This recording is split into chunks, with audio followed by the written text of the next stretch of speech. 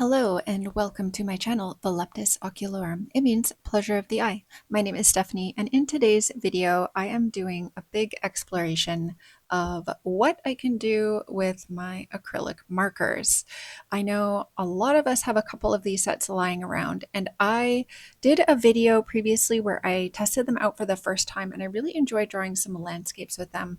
But I was really curious as to what these things could do with other ways of working besides just drawing directly on a page. So I actually picked up a jelly plate recently, and I got really curious about whether I could use the jelly plate with the acrylic markers and some of the other acrylic paints that I have in my collection to create some art. I actually have a 90 set of the cotton core markers, but the ones that I'm using today are a direct ink marker.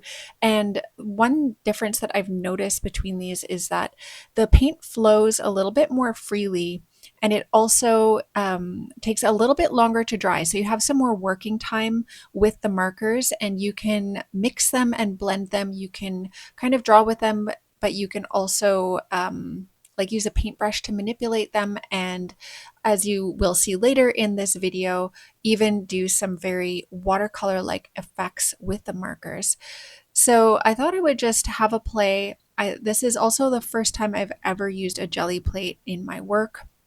I've seen a lot of videos about other people using it, but a lot of people use them for abstract background patterns, and I kind of wanted to know if you could use it more figuratively, like to actually create a finished piece of art or something for your sketchbook, not just like a textured background. So that's kind of what I was trying out. I found a couple of reference photos to do a master study for Henry Matisse, and I found a couple of still life images. The first one I did was a really, really basic, just a black line drawing. And I thought that that would be a good way to start, just by using one color and then doing a background.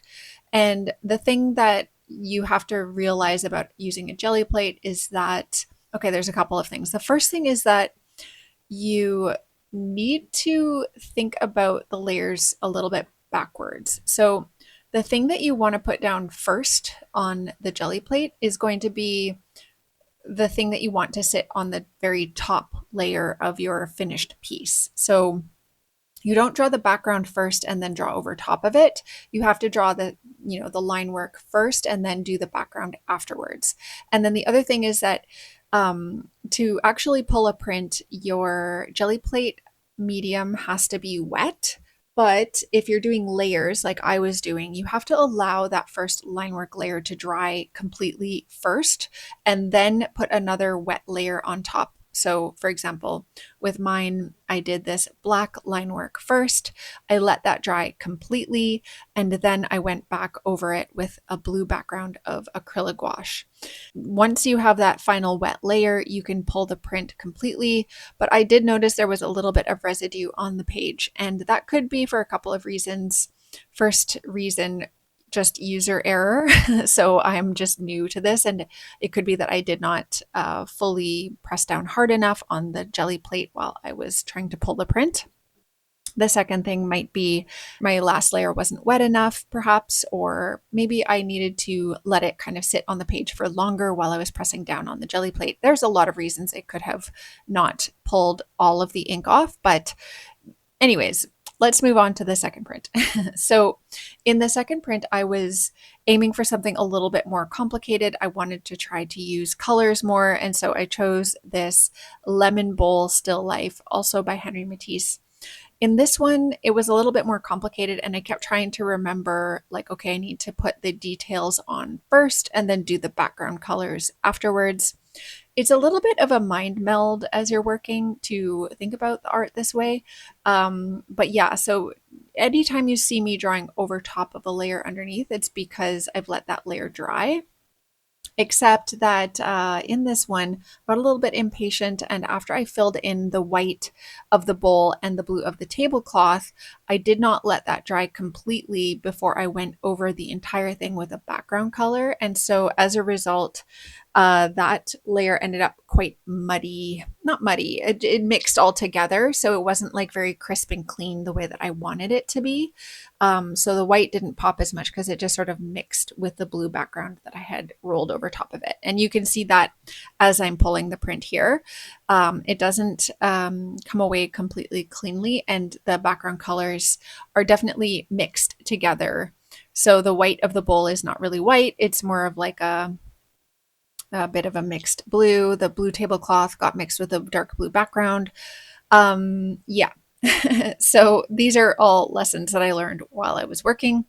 I do really love the texture of doing this on cold press paper, however, and that I found really interesting. So I decided to use my direct ink markers over top of this print to just sort of like fill in some of the details and the contrast that I had missed when I pulled the print, and just sort of to enhance it a little bit further and pull out some of the details of the bowl and all of the lemons.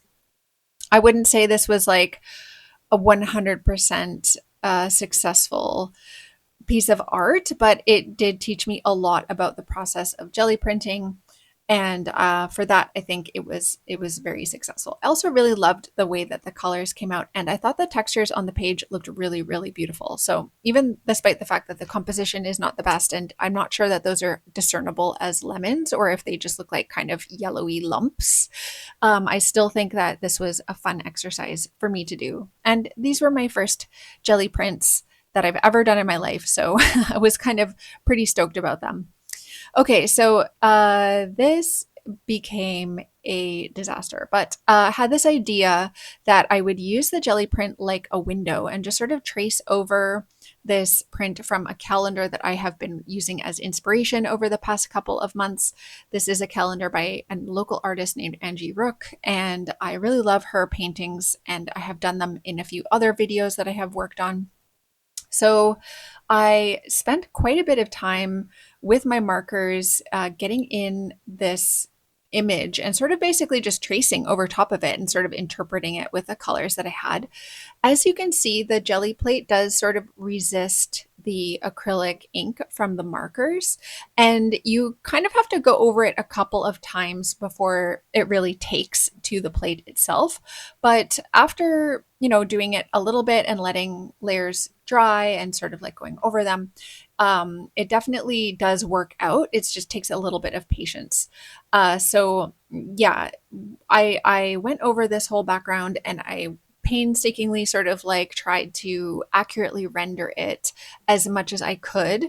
And then I let it dry completely. So I actually let it dry overnight. And that wasn't intentional. It's more just that by the time it was dry, my art space was dark and I don't like working with artificial light. So I decided to wait until the next day to finish off the print. So anyways, this dried overnight. And when I went in the next day to roll it, I thought it was going to come off really nice and clean because it was really, really dry. So I went ahead and mixed a mixture of a dark blue from my Turner acrylic gouache and a lighter purple color for the sky.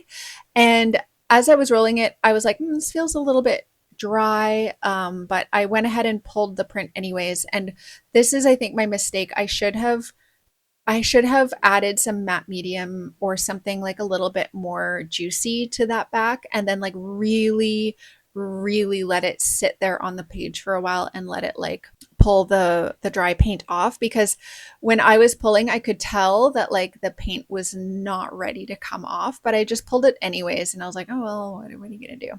I'm impatient and I wanted to move on with my life.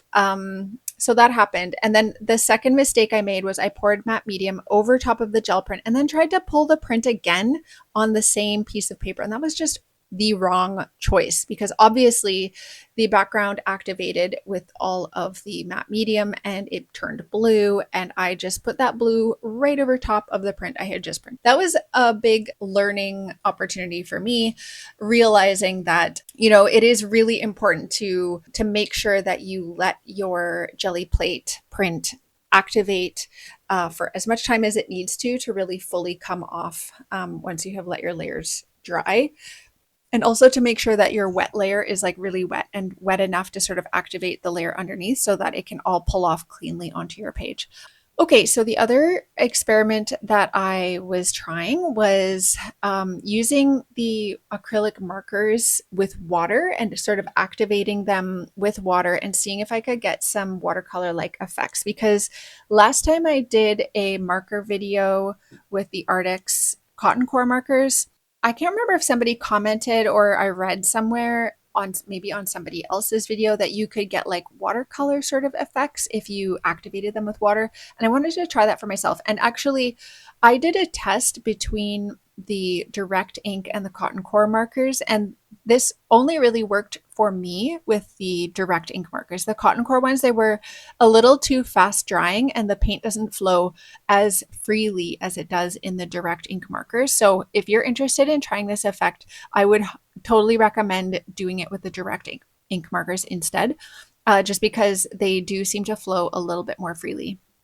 Now, one of the things about the direct ink markers that can be a little annoying is that the caps are twisted on. And so you have to shake the markers when you want to use them, not very much, but just a little bit, just to make sure they're active. And then every time you take the cap off, it sort of untwists the body of the marker a little bit. So I found myself constantly having to twist those back together. You know, it wasn't like the worst thing in the world, but it's just something to be aware of that I didn't love that part about these markers, but I thought the brush tip was pretty good. I thought that the color selection was decent. I think like most acrylic marker sets, there is a lack of really deep dark tones. So I found myself looking for like an indigo color or really dark green or really dark brown, and everything just comes across a little tiny bit cloudy. The only color that you have that is truly dark is the black. So unfortunately, that's kind of like your only option, or else you can go over it with pencil crayon, which is what I did.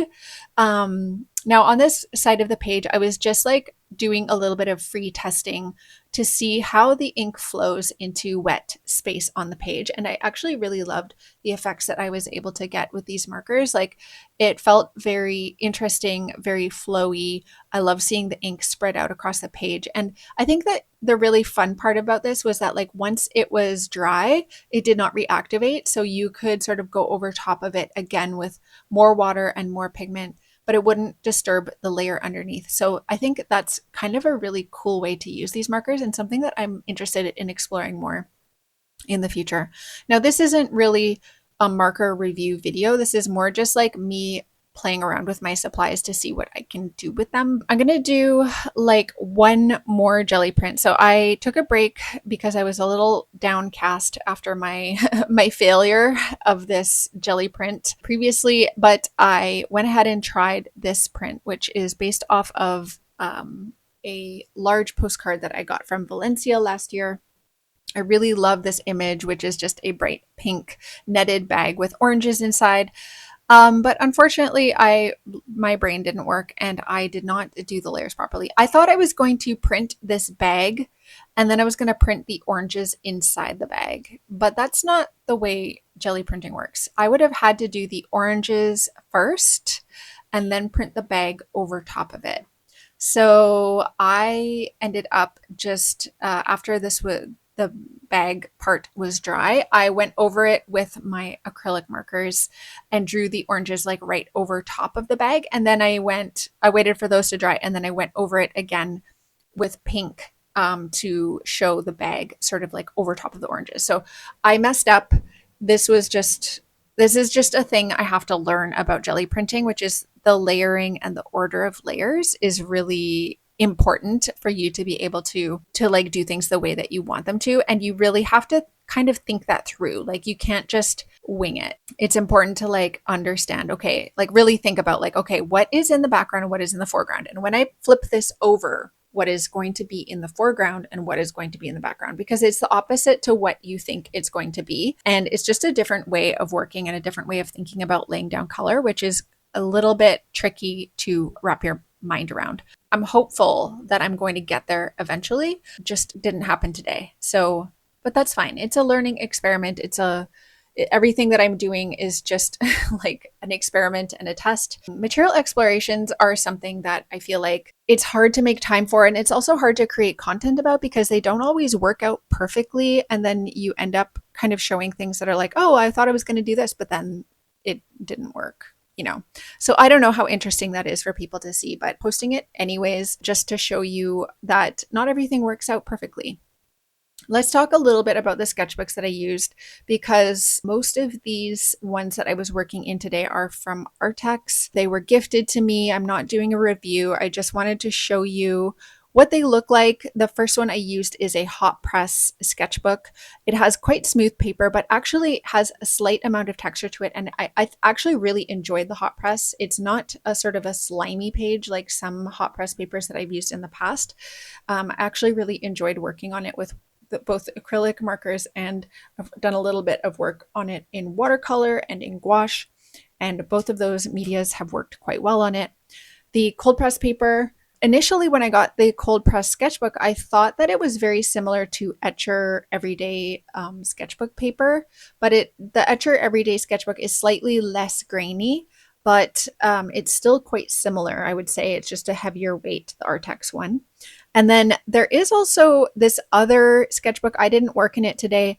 This is also called a cold press sketchbook, but if you look at the paper texture, it is pretty rough. So I don't know if that's misnamed or mislabeled, but I would say there's 3 distinct textures here. And even though the purple one says that it's cold press, I would say it's more like rough texture. Thank you for joining me on this very, very fast exploration of what is possible to do with acrylic markers. Thanks for watching, and I'll see you in the next one.